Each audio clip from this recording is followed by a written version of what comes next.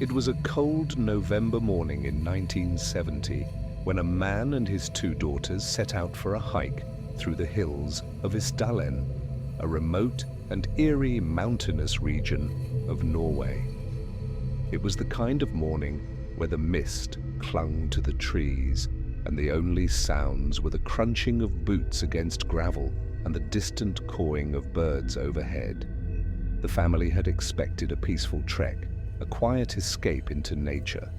But what they found that day would turn their peaceful outing into one of the most disturbing mysteries in Norwegian history.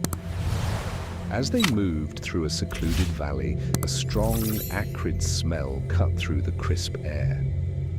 It was the unmistakable scent of burning flesh. And then, among the jagged rocks, they saw it, a human body partially burned, lying eerily still. The discovery sent a chill down their spines, and in that moment, they knew something terrible had happened here.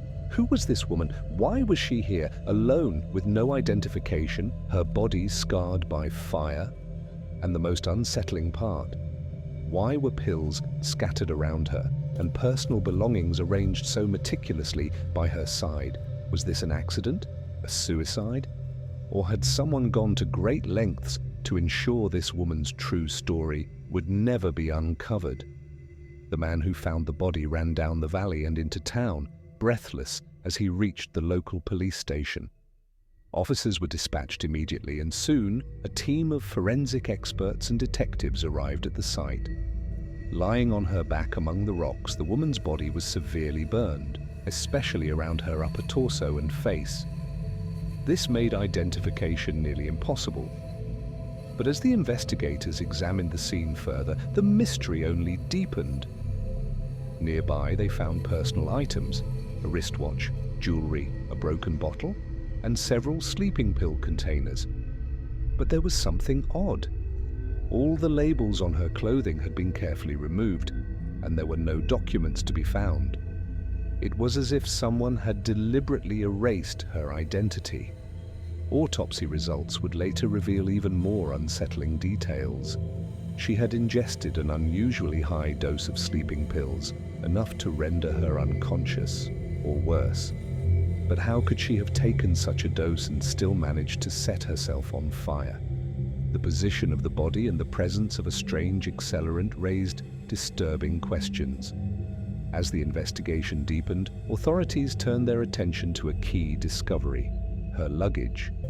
Days later, at the Bergen train station, police found a suitcase linked to the deceased woman. If they had hoped for clear answers, they were soon disappointed. Inside the suitcase were several wigs, a collection of prescription bottles with labels removed, a map with coded markings, and a notebook filled with seemingly random letters and numbers. The biggest clue, however, was perhaps the multiple passports, all with different names but all bearing a resemblance to the woman. Who was she? Was she an undercover agent, a courier for classified information? Or was she running from someone, living under multiple identities to escape a dangerous fate? Witnesses soon came forward, adding more layers to the mystery.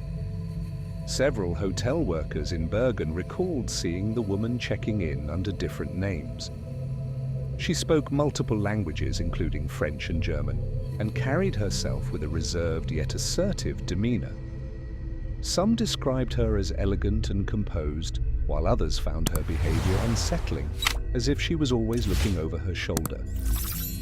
Authorities suspected she may have been involved in Cold War espionage. In the 1970s, Norway was a strategic location, closely watched by intelligence agencies from both the East and the West. It was a time of covert operations, double agents, and shadowy deals. Could the Isdal Woman have been a spy who met an untimely end? And if so, who had silenced her? The police attempted to match her fingerprints with international databases, but no record of her existence could be found. No one came forward to claim her, and no missing person reports matched her description. By now, the case had drawn significant media attention. Journalists across Europe ran headlines speculating about her identity. Some suggested she was an assassin, others believed she was a courier smuggling intelligence documents. But without definitive proof, every theory remained just that, a theory. Years passed, and in 2017, modern forensic techniques offered a new lead. Isotopic analysis of her teeth suggested she may have grown up in Central Europe, likely in Germany or FE.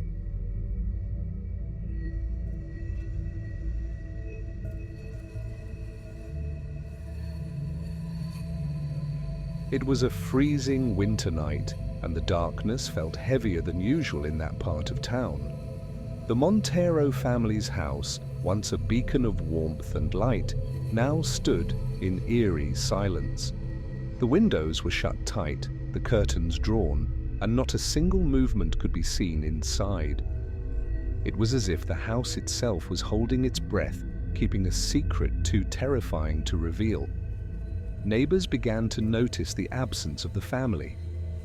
The Monteros had a well-known routine. Every night their lights would flicker on, laughter would echo through the garden, and the warmth of life would seep through the walls. But that night, and the morning that followed, nothing happened. A dreadful stillness settled over the house, unsettling those who knew them. By the next morning, a strange odor began to spread through the neighborhood, acrid and unsettling. The closest neighbor, an elderly man accustomed to the daily rhythms of the Montero household, grew concerned. Approaching their front door, he knocked gently at first, then harder when no answer came. A deep unease filled his chest as he realized something was very, very wrong. It was then that he called the police. When officers broke down the door, they were met with a sight that would haunt them forever. Seated around the dinner table, Andre, the father, Lucas, and Mariana, the children, sat eerily still. Their bodies were stiff, their hands resting where they had last placed them, as if frozen in time.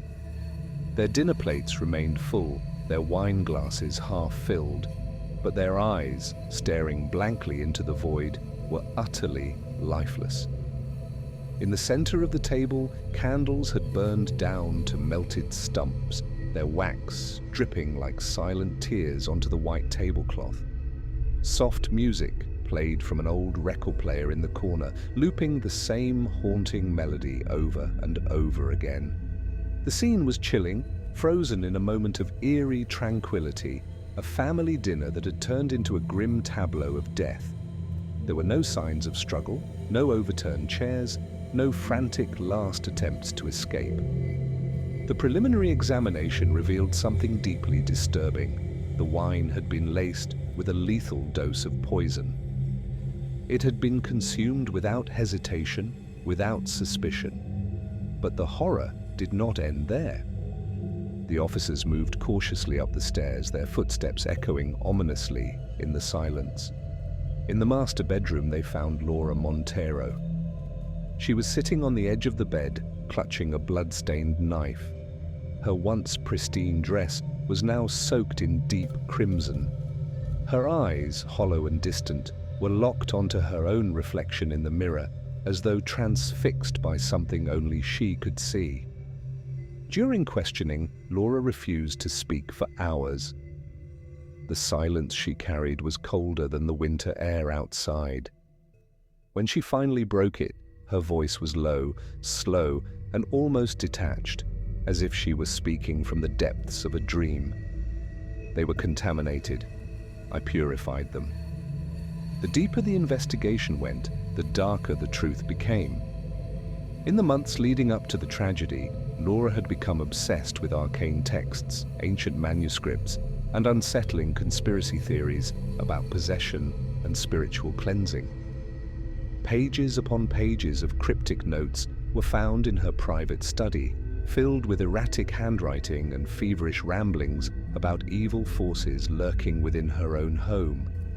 There were whispers of bizarre occurrences inside the Montero household, objects moving inexplicably, murmurs in the dead of night, doors creaking open on their own. Laura had convinced herself that something sinister had taken root within her family, and to save them she had to act before it was too late. The town never forgot that night. The Montero house remained vacant for years, an abandoned shell of a tragedy too horrifying to erase. Eventually it was torn down, but even then some claimed that a lingering presence remained. Passers-by reported strange sensations, an unshakable feeling of being watched. A few even swore they could still hear the distant clinking of silverware against porcelain, as if a ghostly supper was still being served in that cursed place. Laura Montero was sentenced to life in prison. She never spoke of that night again. Not once did she utter her family's names. But prison guards reported that in the dead of night, she could be heard murmuring softly to herself, as if she was speaking to unseen figures in the dark. "I purified them,"